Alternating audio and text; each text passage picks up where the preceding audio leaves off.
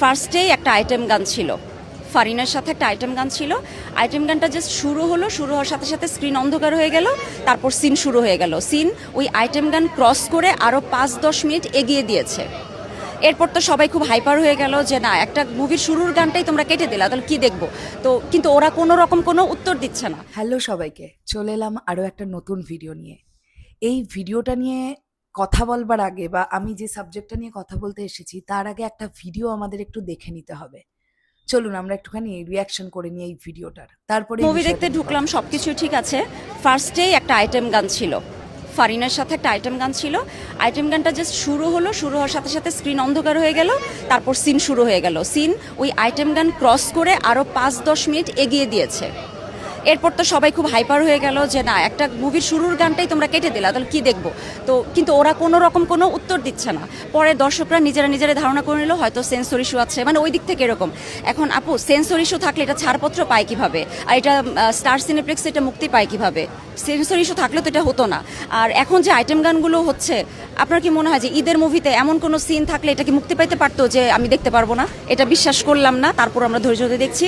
কিন্তু এরপর থেকে শুরু হলো, একটু পরপর কেটে যায়, ঘটনা কিছু বুঝি নাই। 2 ঘন্টা হলে ছিলাম আপু, কিন্তু আপনি যদি আমাকে প্রিন্সের কাহিনী জিজ্ঞেস করেন আমি বলতে পারবো না, কারণ 10-15 মিনিট পর পর সিনটা কেটে দিয়ে আরো তাহলে কিছুক্ষণ আপনারা আগিয়ে দেখতে দেয়। পেলেন দর্শক কিন্তু ক্ষোভে ফেটে পড়েছে প্রিন্স নিয়ে।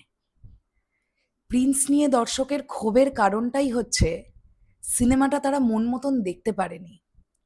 এখানে যে ভদ্রমহিলা কথা বলছেন মিডিয়ার সামনে এসে, তিনি বলছেন আইটেম সংটা চলতে শুরু করার পরে স্ক্রিন বন্ধ হয়ে যায়। তার পরবর্তীতে যে সিনটা দিয়ে আবার সিনেমা শুরু করা হয় সেটা মোটামুটি 10 মিনিট পর থেকে। এই প্রবলেমগুলো দর্শক ফেস করেছে। ঈদের চতুর্থতম দিন বা পঞ্চমতম দিনে, এক্স্যাক্টলি আমার মনে পড়ছে না, আপনারা আমাকে একটু কনফার্ম করবেন।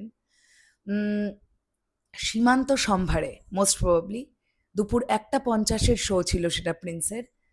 দর্শককে টিকিট দেওয়ার পরে, মানে শোটা হাউসফুল হয়ে যাওয়ার পরে পুরো টাকা ফেরত দেওয়া হয়েছে।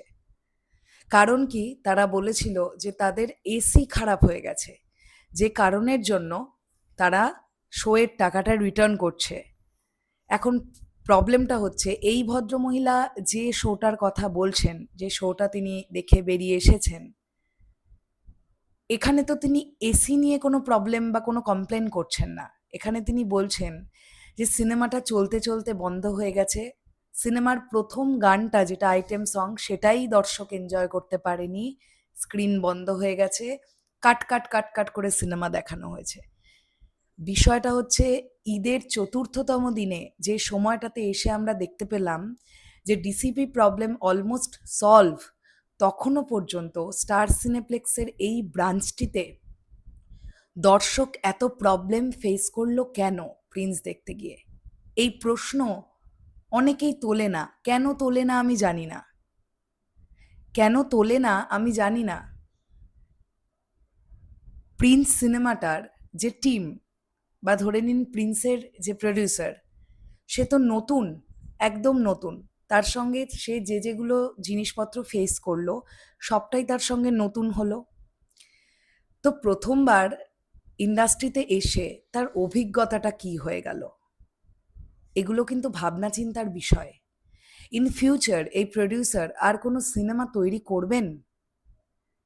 তিনি যে তিক্ত অভিজ্ঞতার শিকার হলেন বা যে যে ঝড় ঝঞ্ঝা তাকে পোহাতে হলো, আপনাদের কি মনে হয় এর পরবর্তীতে এই প্রডিউসার আর ছবি তৈরি করবেন?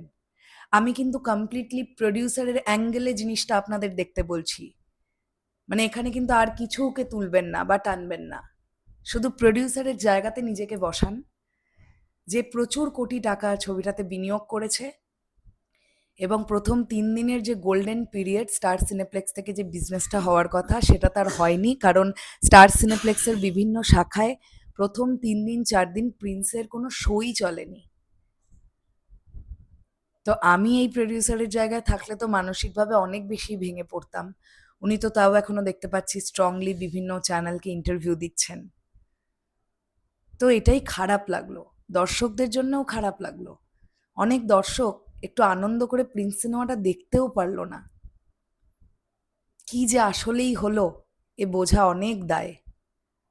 যাই হোক, আশা করব নেক্সট টাইম মেগাস্টার শাকিব খানের সিনেমার সঙ্গে এরকমটা হবে না, কারণ এটা খুবই দুর্ভাগ্যের একটা ব্যাপার। বাংলাদেশের একমাত্র মেগাস্টারের সিনেমা যদি এরকম প্রবলেমে পড়তে পারে, এটা খুবই দুর্ভাগ্যের ব্যাপার। শেষ করলাম ভিডিওটা, আসছি আবার খুব শিগগিরই। তাহলে এখনের জন্যে টাটা।